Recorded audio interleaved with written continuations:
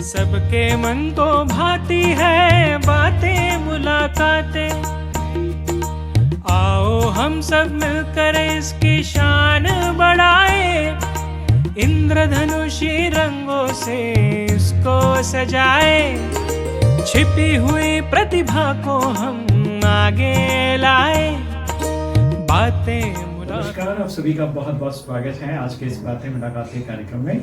आशा करता हूँ आप बिल्कुल हेल्दी वेल्दी और हैप्पी होंगे। आइए आपकी खुशी को बढ़ाने के लिए आज हमारे साथ विशेष बातें मुलाकातें कार्यक्रम के खास मेहमानों से आपकी मुलाकात कराते हैं। और मेरे साथ में आज बैठे हुए हैं अखिल जी, जो पेशे से एक इंजीनियर हैं लेकिन अभी खुद का बिजनेस कर रहे हैं। तो क्या बिजनेस कर रहे हैं और क्यों बिजनेस में आए, इसके बारे में उन्हीं से जानेंगे थोड़ी देर में।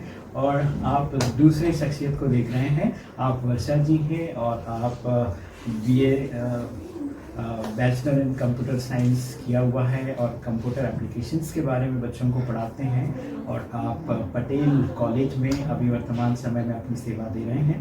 तो हम लोग जानेंगे कि कंप्यूटर टेक्नोलॉजी की क्या क्या बातें आज के समय में कितना इम्पोर्टेंट है, और ख़ास युवाओं के लिए जो लोग अपना करियर IT सेक्टर में करना चाहते हैं उनके लिए आपका मैसेज क्या होगा वो भी जानेंगे। तो आप सभी की तरफ से दोनों मेहमानों का बहुत बहुत स्वागत है। नमस्ते।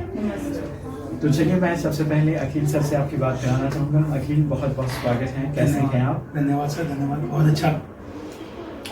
और मैं चाहूँगा कि आप थोड़ा सा अपने बारे में बताइए। आप अभी बिजनेस कर रहे हैं, तो इससे पहले आपने इंजीनियरिंग करने के बाद शायद नौकरी भी की होगी। थोड़ा सा अपना एक्सपीरियंस बताइए बिजनेस में आने का। जी सर, एक्चुअली सर मैं वैसे एक बिजनेसमैन फैमिली से हूँ जी, और मैं बेसिकली रहने वाला हूँ जींद शहर, हरियाणा का। हरियाणा का जी बिल्कुल।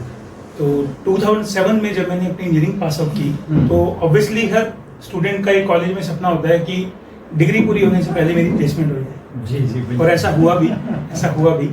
अभी मुझे आज भी याद है ये चीज़ कि फाइनल ईयर के एग्जाम अभी नहीं हुए थे और हमारा प्लेसमेंट हो गया था। अच्छा। नोएडा ऑफिस में। तो जॉब कर रहे थे, अच्छा चल रहा था, सब बहुत अच्छा चल रहा था। बट एक चीज़ होती है IT फेयर कह सकते हैं आप उसे, या IT स्ट्रेस कह सकते हैं। बिल्कुल। तो 4 साल अप्रॉक्स मैंने जॉब किया, 2007 से लेकर 2011 तक। अच्छा। उसके बाद लगने लगा कि यार कुछ भी टाइम नहीं दे पा रहे, ना फैमिली को टाइम दे पा रहा था। और जैसा हम सब जानते हैं कि सबसे मेन हमारी लाइफ में है भगवान का बिल्कुल टाइम, ठीक है ना।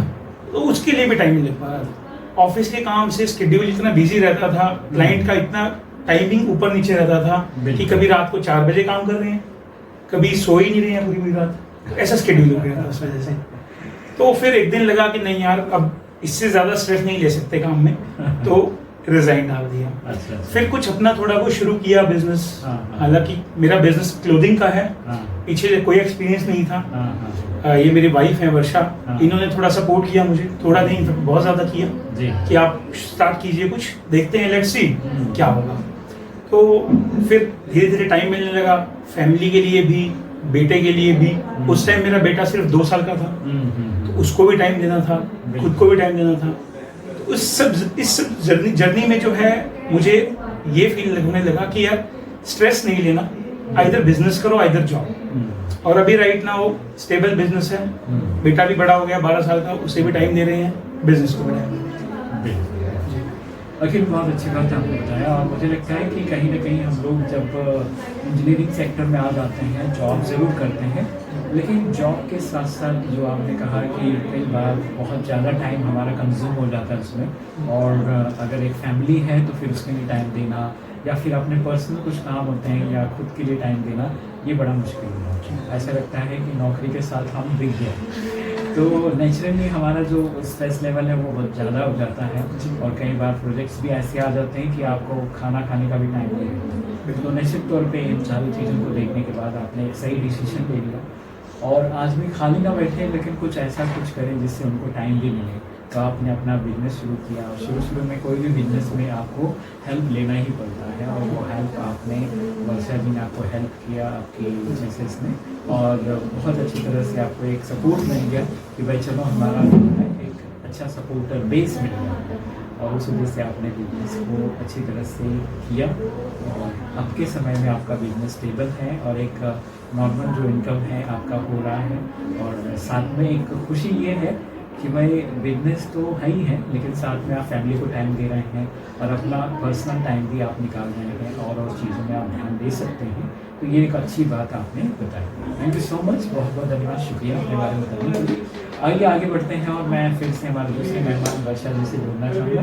वर्षा जी कैसे हैं आप? बढ़िया सर। जी जी, बहुत बहुत स्वागत है आपका इस प्रोग्राम में और मैं चाहूँगा कि आप थोड़ा सा अपने बारे में ज़रूर बताएं। मेरा नाम डॉक्टर वर्षा ग्रोवर है। रिसेंटली मैंने PhD की है पंजाब यूनिवर्सिटी से। मैं कंप्यूटर की लेक्चरर हूँ पटेल कॉलेज में, PMN कॉलेज में राजपुरा में। तो यहाँ मैं 13 ईयर से इस कॉलेज में टीच कर रही हूँ। तो मैं यहाँ कंप्यूटर के स्टूडेंट्स को स्टडी कराती हूँ। कंप्यूटर्स प्रोफेशन है। जी जी, तो कितने टाइम से आप पढ़ा रहे हैं? सर 13 ईयर्स, 13 साल हो गए कॉलेज में। जब मेरी मास्टर हुई तब से मैं यहाँ कॉलेज में, एक ही कॉलेज में मेरा एक्सपीरियंस। तो 13 साल आप लगातार पढ़ा रहे हैं, तो नेचुरली एक अच्छा एक्सपीरियंस आपके पास है एजुकेशन का, बच्चों को पढ़ाने का। तो जो लोग आपके पास आपके कंप्यूटर साइंस को या कंप्यूटर में कुछ कर रहे हैं, तो आप उन्हें कैसे देखते हैं? पढ़ते वक्त उनका क्या स्टेटस होता है और जब वो जॉब करते हैं तो उनकी क्या स्टेटस होती है? Sir computer basically technical field है, तो इसमें जो भी हम स्टूडेंट्स को पढ़ाया जाता है तो प्रैक्टिकली इसको वर्क करते हैं और इसकी अच्छी जॉब्स भी हैं, प्लेस भी होते हैं स्टूडेंट्स। तो इसमें स्टूडेंट्स का हर टाइप के स्टूडेंट्स होते हैं। कई स्टूडेंट्स हैं जो उनका मतलब उनके बिहेवियर से ही आपको लग जाएगा कंफर्म। आप उनसे बात करते हैं कि उनका अच्छा लेवल होगा, वो अच्छे सेटल भी होते हैं। और मिक्स टाइप के स्टूडेंट्स की वैरायटी होती है। कोई स्टूडेंट्स नोटी भी होते हैं, कोई नोटी वाले भी ज़्यादा ग्रो कर जाते हैं इन बिजनेस।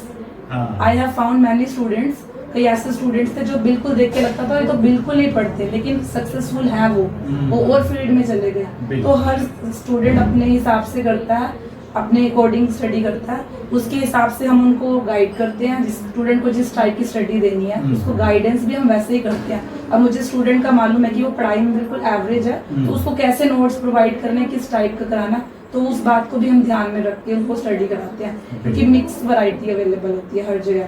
अच्छा, एक मैं चाहूँगा कि जैसे हम लोग करियर प्रोग्राम करते हैं, माना बच्चों को करियर काउंसलिंग का वगैरह हम लोग प्रोग्राम्स अरेंज करते हैं, जैसे इसमें अलग अलग एक्सपर्ट्स को बुलाते हैं। हाँ जी। तो आप IT सेक्टर में हैं, लंबे समय से काम कर रहे हैं, तो इसमें स्कोप्स क्या क्या है? ओके, थोड़ा सा वो बताएं। IT सेक्टर में अलग अलग फील्ड्स में स्कोप है। इसमें वेब टेक्नोलॉजीज होती हैं, जिसमें वेबसाइट, वेब डेवलपमेंट की बिल्डिंग से रिलेटेड प्रोजेक्ट्स बनते हैं, सॉफ्टवेयर डेवलप होते हैं। इवन टेली कम्युनिकेशन में भी IT पर्सन ही काम करते हैं। बैंकिंग में भी IT और मैनेजमेंट के दोनों पर्सन काम करते हैं। तो अलग अलग फील्ड्स हैं बेसिकली।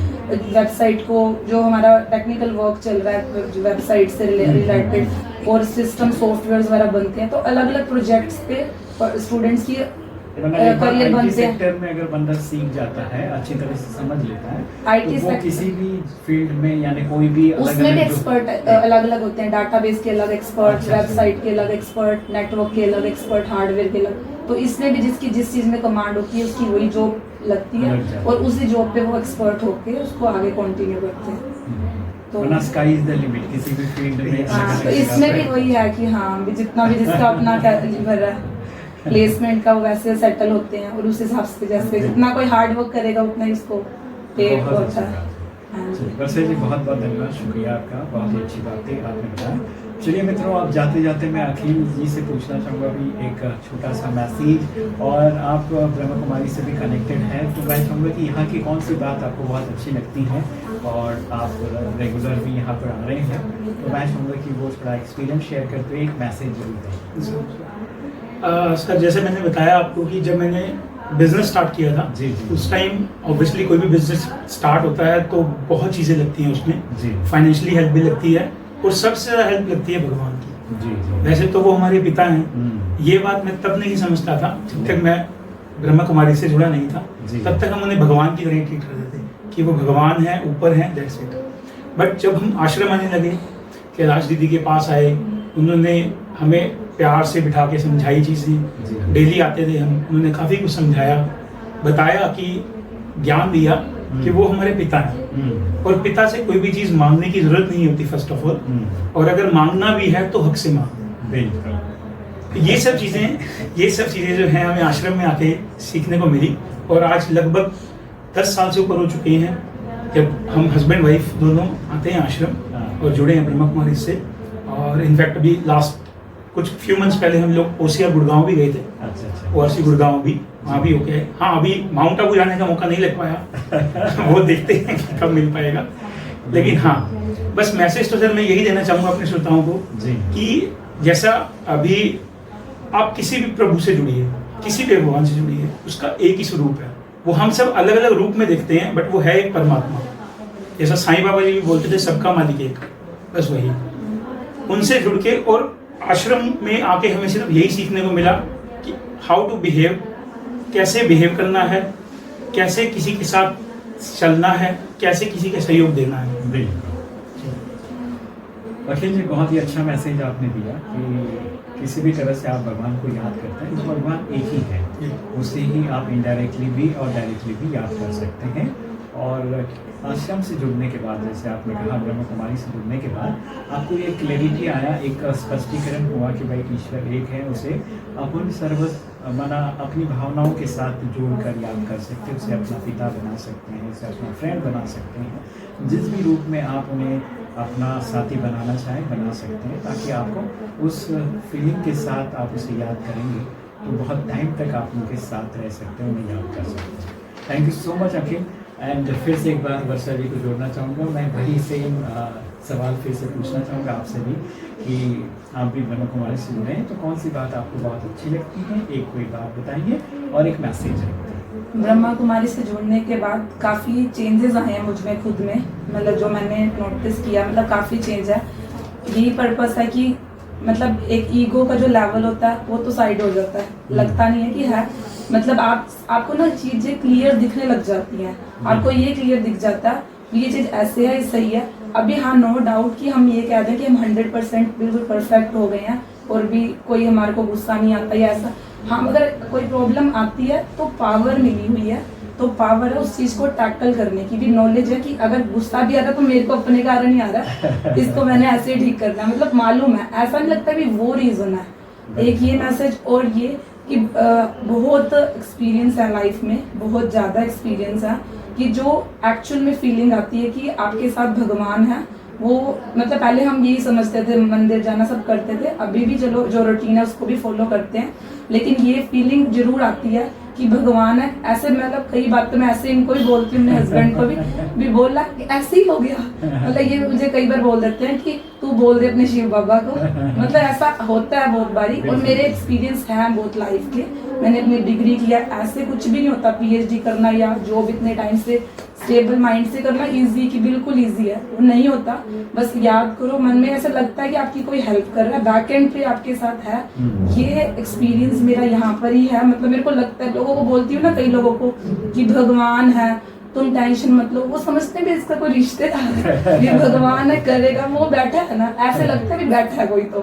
तो ये चीजें हैं। बाकी मैं सबको लोगों को भी ये मैसेज देती हूँ कि जो बेसिक चीजें आपके मॉर्निंग में 5-10 मिनट्स होते भी क्या है किसी के लिए, और लोगों का ये मानना है कि हमारी लाइफ बदल जाएगी, हम वाइट कपड़े डालेंगे ऐसे सिंपल हो जाएंगे। मुझे लगता है कि लाइफ बेस्ट और बेटर होती है आपका अच्छी चीजों से जुड़ने से। कभी भी आप सिंप्लिसिटी में नहीं आते, और 10 मिनट्स आप मॉर्निंग में अगर आप दोगे तो एक आपकी डोज है, वो आपको हेल्प करेगी कभी ना कभी आपको वो चीज याद आएगी, आपको अफर्मेशन, आपको पावर देंगे। 10 मिनट मॉर्निंग और 10 मिनट नाइट के देने से भी आपकी लाइफ में इतना चेंज आता है। अब इतने बाहर जाके डॉक्टर्स को देते हो पैसे, काफी कुछ खर्चते हो, तो 10 मिनट वो बहुत जरूरी है। ये सारा ज्ञान बाबा का ही है, यहाँ आश्रम से ही मिला जी। वर्षा जी बहुत बहुत धन्यवाद, शुक्रिया, बहुत ही प्यारा सा मैसेज आपने दिया कि अगर 10 मिनट आप मेडिटेशन सुबह और शाम को करते हैं तो निश्चित तौर पे आपका जीवन जो है बदल जाता है, आपकी मेडिसिन कम हो जाती है, आप डॉक्टर के पास कम चक्कर लगाएंगे। तो निश्चित तौर पे सवेरे का मॉर्निंग का जो टाइम है, एक 10 मिनट अपने आप को रिचार्ज करें मेडिटेशन से। और अगर आपको रिचार्ज करने को खुद को नहीं आता है तो वर्षा जी जैसे, अखिल जी जैसे बहुत सारे लोग हैं जिन्होंने इस टेक्निक को समझा है, तो उनसे संपर्क करके भी आप ये टेक्निक सीख सकते हैं। अगर आपके पास कोई नज़दीक में ब्रह्म कुमारी सेंटर है तो वहाँ पर भी जाके आप इस टेक्निक को फ्री में सीख सकते हैं और अपने लाइफ को बहुत अच्छा बना सकते हैं, हेल्दी, वेल्दी और हैप्पी। तो चलिए मित्रों, आज के इस एपिसोड में बस इतना ही। हमारे आए हुए गेस्ट का फिर से एक बार बहुत बहुत धन्यवाद एंड शुक्रिया तालियों के साथ। फिर मिलते हैं अगले एपिसोड में कुछ नई बातें लेकर, तब तक आप बने रहिए हमारे साथ। सलाम, नमस्ते, हमारा मनीषा। जय हिंद, जय भारत, ओम शांति। ओम शांति। बातें मुलाकातें कर ले थोड़ी थोड़ी हम, बातें मुलाकातें, बातें मुलाकातें, बातें मुलाकातें हो, बातें मुलाकातें, बातें मुलाकातें।